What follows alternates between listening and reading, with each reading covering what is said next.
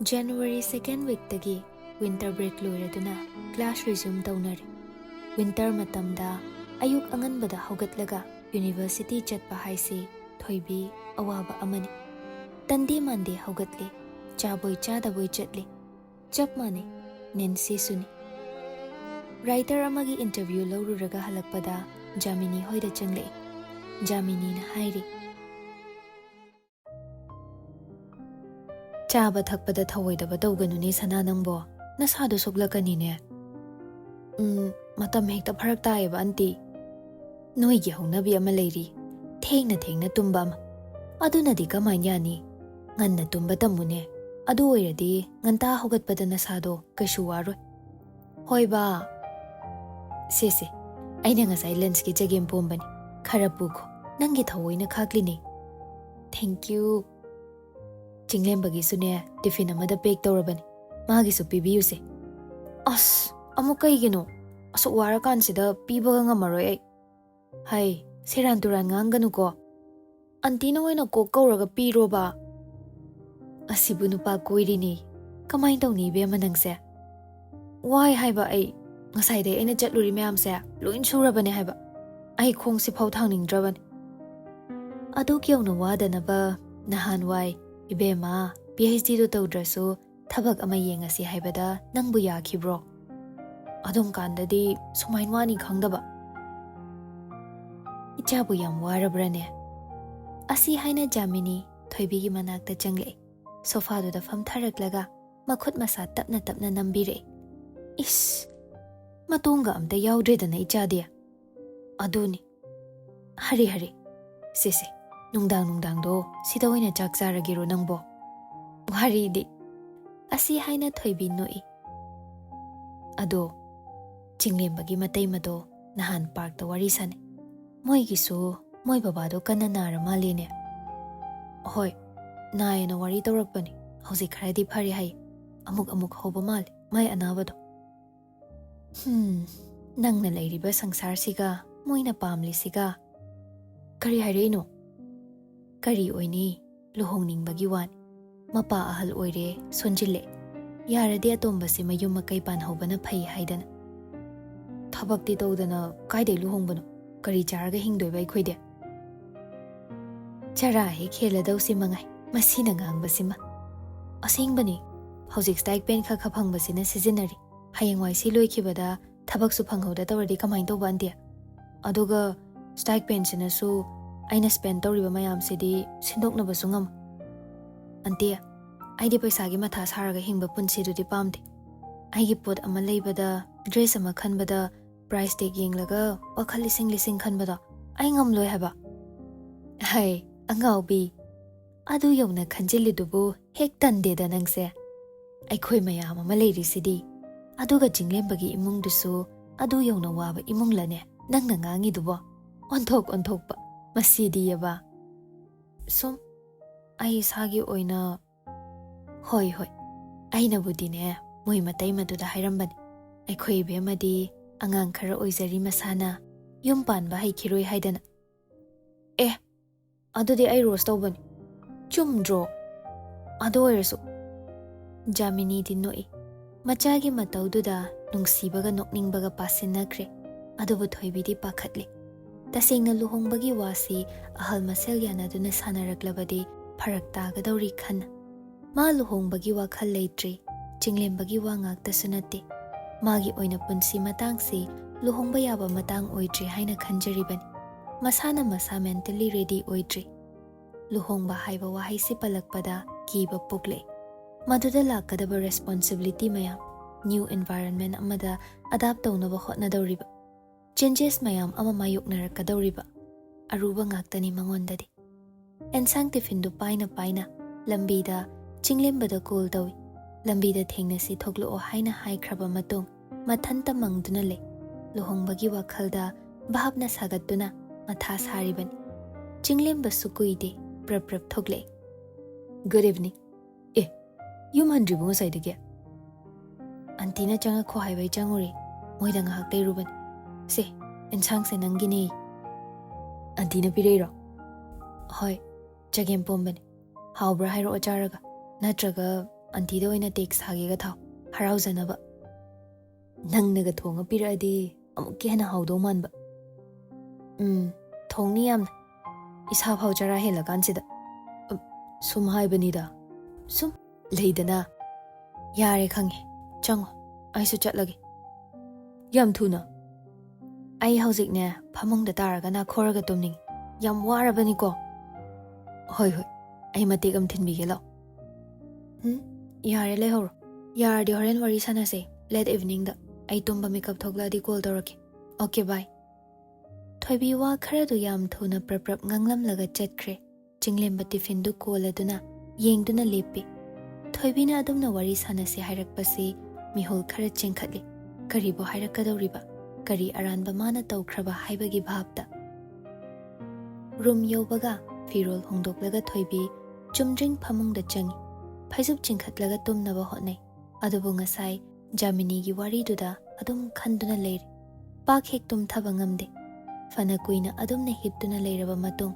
ꯍꯧꯒꯠꯇꯨꯅ ꯊꯣꯛꯂꯛꯑꯦ ꯅꯦꯟꯁꯤ ꯑꯦꯟꯁꯥꯡ ꯅꯥꯄꯤ ꯁꯣꯏꯗꯨꯅ ꯂꯩꯔꯝꯃꯤ ꯀꯩꯗꯧꯗꯣꯏꯅꯣ ꯁꯤꯡꯖꯨ ꯇꯧꯁꯦ ꯎ ꯃꯣꯔꯣꯛ 1,000ꯃꯨꯛ ꯊꯛꯆꯤꯜꯂꯒꯅꯦ ꯃꯤꯠ ꯅꯥ ꯄꯥꯏꯊꯣꯛꯈꯩ ꯆꯥꯁꯦ 2,000ꯃꯨꯛ ꯊꯥꯛꯁꯦ ꯌꯥꯏ ꯑꯩ ꯆꯥꯛ ꯊꯥꯡꯒꯠꯂꯛꯑꯒꯦ ꯏꯕꯦꯝꯃ ꯑꯩꯗꯤ ꯌꯨꯅꯤꯚꯔꯁꯤꯇꯤ ꯍꯜꯂꯛꯄꯒ ꯇꯨꯝꯕꯗꯨꯅ ꯅꯪ ꯂꯥꯛꯏꯒ ꯈꯪꯗꯦ ꯐ꯭ꯔꯤꯖ ꯍꯥꯡꯕꯗ ꯆꯒꯦꯝꯄꯣꯝꯕ ꯂꯩꯔꯝꯕꯗꯨꯗꯤ ꯀꯌꯥꯝ ꯍꯔꯥꯎꯏ ꯈꯪꯕ꯭ꯔꯥ ꯑꯗꯨꯕꯨꯗꯤ ꯅꯪꯒꯤ ꯐꯦꯚꯣꯔꯥꯏꯠꯅꯤ ꯀꯩꯅꯣ ꯃꯥꯅꯦ I'm on cloud 9 darling ꯃꯍꯦꯁꯇꯣ ꯅꯪꯒ ꯀꯣꯏꯅꯕ ꯀꯩꯁꯨ ꯋꯥꯔꯝꯃꯣꯏ ꯀꯩꯒꯤ ꯅꯪ ꯍꯔꯥꯎꯍꯟꯕ ꯌꯥꯝ ꯂꯥꯏ just small thingsꯇ ꯄꯦꯟꯊꯣꯛꯄ ꯉꯝꯃꯤ ꯍꯦꯞꯄꯤ ꯑꯣꯏꯒꯦ ꯍꯥꯏꯔꯗꯤꯅꯦ small thingsꯁꯤꯗ ꯅꯨꯡꯉꯥꯏꯕ ꯊꯤꯗꯧꯕꯅꯦ ꯇꯣꯔꯣ ꯑꯩꯗꯤ ꯒ꯭ꯔꯦꯗꯤ ꯑꯣꯏꯃꯜꯂꯕ꯭ꯔꯥ ꯈꯪꯗꯦ ꯅꯨꯡꯉꯥꯏꯌꯨ ꯌꯥꯗꯦ ꯑꯦꯟꯁꯥꯡ ꯑꯍꯥꯎꯕ ꯏꯃꯥꯡꯗ ꯂꯩꯔꯁꯨ ꯈꯣꯏꯗꯧ ꯁꯥꯎꯒꯠꯂꯗꯤꯅꯦ ꯑꯗꯨꯝ ꯁꯥꯎꯒꯠꯂꯤ ꯑꯩꯅ ꯍꯦꯛ ꯄꯥꯝꯂꯤꯕ ꯁꯤꯆꯨꯋꯦꯁꯟꯗꯣ ꯐꯪꯗ꯭ꯔꯤꯈꯩ ꯅꯨꯡꯉꯥꯏꯊꯣꯛꯄ ꯄꯦꯟꯊꯣꯛꯄꯁꯨ ꯍꯩꯇꯦ ꯋꯥꯈꯜꯅꯅꯤ ꯑꯗꯨꯗ ꯇꯥꯔꯦ ꯑꯗꯣ ꯀꯩꯗꯧꯔꯒꯦ ꯊꯣꯏꯕꯤ ꯗꯥꯏꯅꯤꯡ ꯆꯤꯌꯔꯗꯨꯗ ꯐꯝꯊꯔꯒ ꯅꯦꯟꯁꯤꯗ ꯌꯦꯡꯗꯨꯅ ꯍꯥꯏꯔꯛꯏ ꯅꯦꯟꯁꯤ ꯅꯪ ꯂꯨꯍꯣꯡꯕꯁꯦ ꯀꯃꯥꯏꯅ ꯈꯜꯂꯦ ꯂꯨꯍꯣꯡꯕ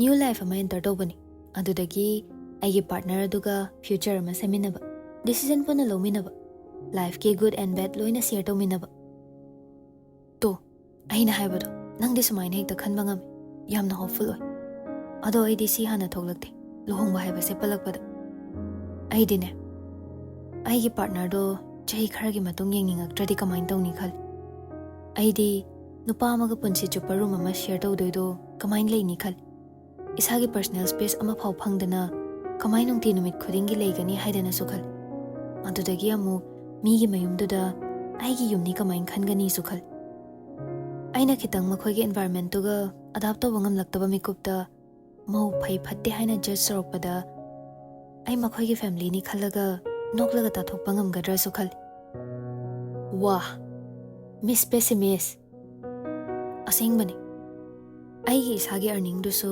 ꯐꯦꯃꯤꯂꯤꯗ ꯁꯤꯖꯤꯟꯅꯧ ꯍꯥꯏꯗꯅ ꯑꯩꯅ ꯌꯥꯅꯤꯡꯗꯕ ꯃꯑꯣꯡꯗ ꯐꯣꯔꯁ ꯇꯧꯔꯛꯂꯕꯗꯤ ꯑꯗꯨꯁꯨ ꯈꯜꯂꯤ ꯌꯥꯔꯦ ꯇꯣꯛꯑꯣ ꯇꯥꯕ ꯉꯝꯗ꯭ꯔꯦ ꯅꯪꯗꯧꯅ ꯃꯤ ꯃꯌꯥꯝꯁꯦ ꯂꯣꯏ ꯈꯟꯅꯔꯗꯤꯅꯦ ꯍ꯭ꯌꯨꯃꯦꯟ ꯔꯦꯁꯁꯦ ꯅꯍꯥꯟꯅ ꯑꯦꯛꯁꯇꯤꯡ ꯑꯣꯏꯔꯅꯤꯀꯣ ꯑꯁꯦꯡꯕ ꯍꯥꯏꯕꯅꯤ ꯀꯔꯤ ꯑꯣꯛꯅꯧꯔꯒꯦ ꯉꯁꯤ ꯀꯅꯥꯟ ꯀꯩ ꯍꯥꯏꯔꯛꯑꯒꯦꯕ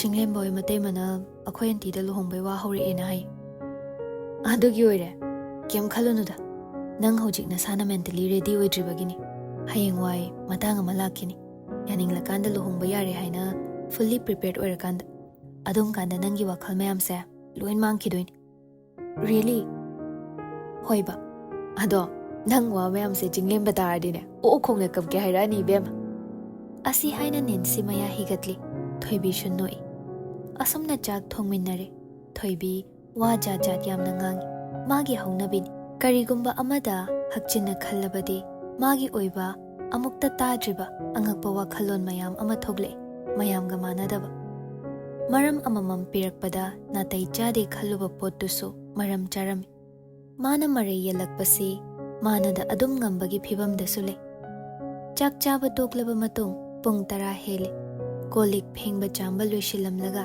ꯅꯦꯟꯁꯤꯒ ꯊꯣꯏꯕꯤꯒ ꯄꯥꯔꯛꯇ ꯉꯥꯏꯍꯥꯛ ꯊꯣꯛꯂꯛꯏ ꯏꯪꯕꯒꯤ ꯃꯤ ꯀꯌꯥꯗꯤ ꯎꯗ꯭ꯔꯦ ꯈꯔ ꯆꯤꯛꯏ ꯄꯥꯔꯛꯀꯨꯝꯕꯁꯤ Samarda heli mi tinba. Chinglemba laklaga thengnei. Nancy sumagi boyfriend ga wari sanaduna chatli mangda. Thoibi ga Chinglemba ga na tungda. Chinglemba. How? Noi baba do naba pharaba. Hojiki di par. Khangdi. Amu karam kanda horaktoin. Chahi su yamlabani na laying ba pharak taba. Mama di kamay tawrige. Mama budi kaishu tawdela. Masakal. Ado kaigino ngasi na hangkai sadaba wari sare isiba. Akhoi yumgi pau tabra. Hoi. Baba masa sole. Aduna nang luhongba pami hairi hai. Akhoi antida. Chinglemba chatlamba dai chap lepi. Thoibi so lep laduna. Chinglemba da mai onsile. Kanana. Akhoi de manaro. Hoi. Thoibi. Nang sauning bro. Saude. Kaino ay sauning bro bo. Sum. Nang hojik adugi wa khanba pamde haiba ay khangbagi hangbani. Saude da. Ado ay hojik luhongbadi ngamloy Chinglemba. Nang na hongda yade hairagana atopa nupi ama lawr. Family gi issues lakpasi so ay khoina tamba ngamba nati. Understand tawdabasu yaponte. Kaino nang ngangido bo. Hektay ray naga hai. Aibu nang nataba nupi luhongba ngamdaw man bro. Ado haiba nati. I'm just suggesting an option. You're really heartless, Thoibi. Parese. I'm sorry. Ay itay madahaige. Adugumba warido saganona. Hoi. Baba su nai chumi. Adu oirashu aduna maram oiraga nangonda luhongse khotche haibadudi ay hairu. Nangna yare hairakanda nangi apambado leirakanda. Adu bhau ay ngaigi. Thoibi Chinglembada yengi. Asigumba magi maong sidani. Mana thadokduna chatpa ngamdriba. Irai laina inthokpa yadriba. Yengna tapna hairai. Chinglemba. How? You are a good person. Chinglemba noklei. Aina si ay bay good person. Siday hena good oiba ngami. Kaino, si khak bay good person ay. Nokladuna, Thoibi gi makhut samlai. Aduga chatpa hogatli. Wari makha taaduna ngangli. Adubu Thoibi, wari duda thoina taseludre. Adugi mahod, Chinglemba gi masak duda munna yenglei. Khalli, Chinglemba sibu masak phazabra. Magi tinaba loinaba mayam, Nancy su yauna, loina hai. Thoibi, nangi boyfriend si yamna phazai, nupi yamna ngaune. Adubu madi nongmata, Chinglemba gi masak si phazai khana yenglude. Phazai haibagi WakhaL su khanjilude. Amuk su khalli. Phazaba haiba sibu karino. Subjective oibra, objective oibra. Mitna yengbada, pukning huba ngambadura. Pukning hubagi wa lakpada, mitta urei. Purnagi mangonda yenglaga, nokmi tawba mai thongdo. Minokduna mabu, wa nganglambadagi, tumin leihanba ngamkhibani. Lona yengningbagi ihul phawhankhibani. Adubu ngasi phawbada, kanana shupurna phazai haibadi, mangonda pau tamladre. Nancy na soktuna haikiba wado ningsinglei. He's not my type. Asumna, mayamna average look ni khaliba, midugi mai thongna, hanjin, mabu chingduna puribasi.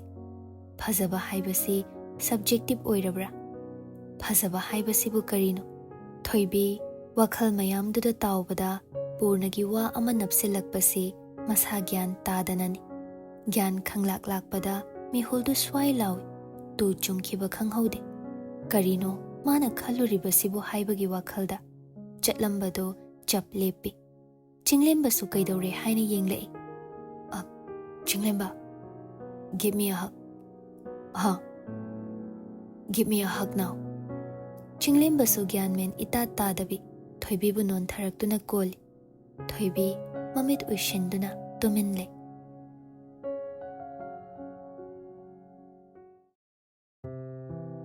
PhD gi anawa students khara lawnaba interview tawkhre. Handakti purnagisu magi makhada satra khara lawi. Sid ahumu. Department aduda settle tawrakpagi ahanba mamini. Nongmagi class leitrabasu university tuina lai. Seminar gumba, book publication gumba program yamna yawi. Mana su organize tawi. Satra sing kauduna yenghalli.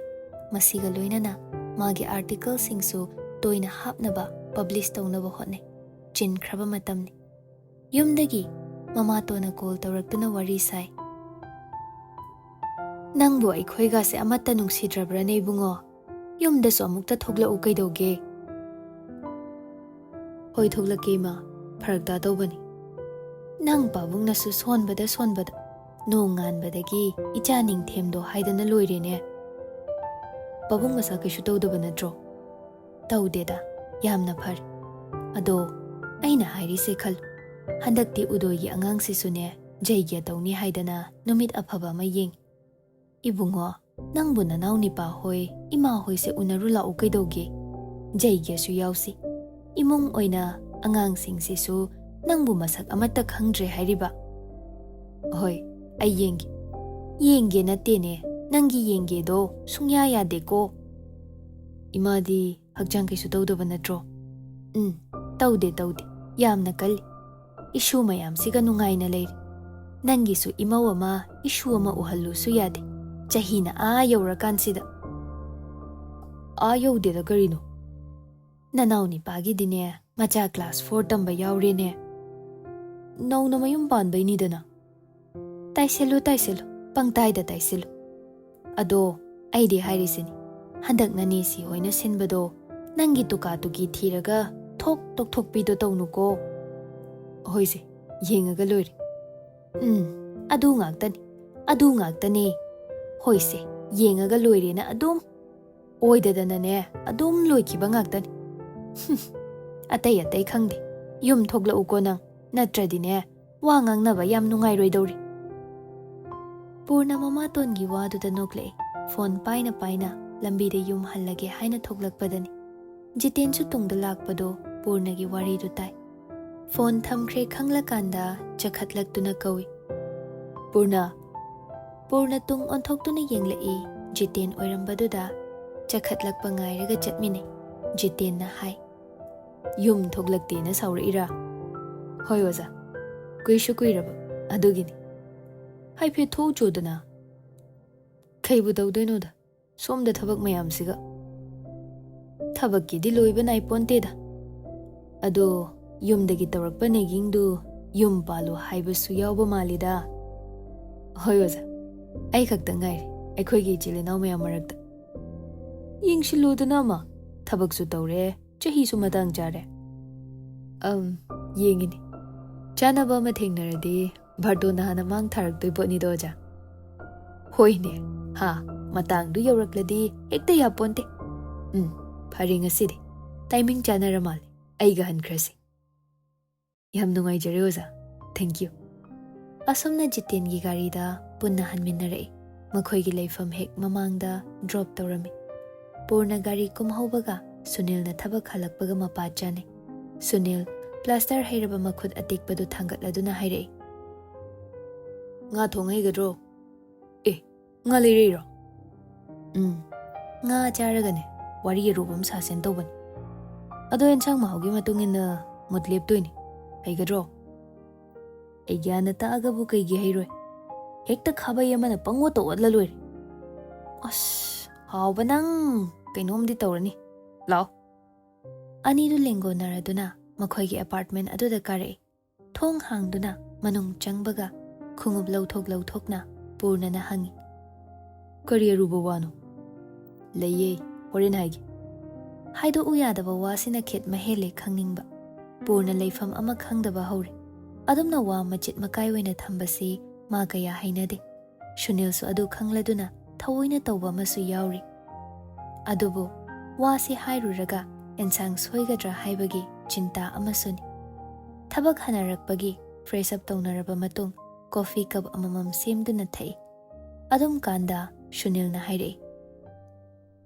ichemsi na nupi masili aikhoi medicine department tagin aina su masakhang nang masimadi unadaba yadrida purna coffee cup ado thakki haidana chinbal phawba thangatluraga chap liptuna leikre caffeine manamdo khangkha kharakpago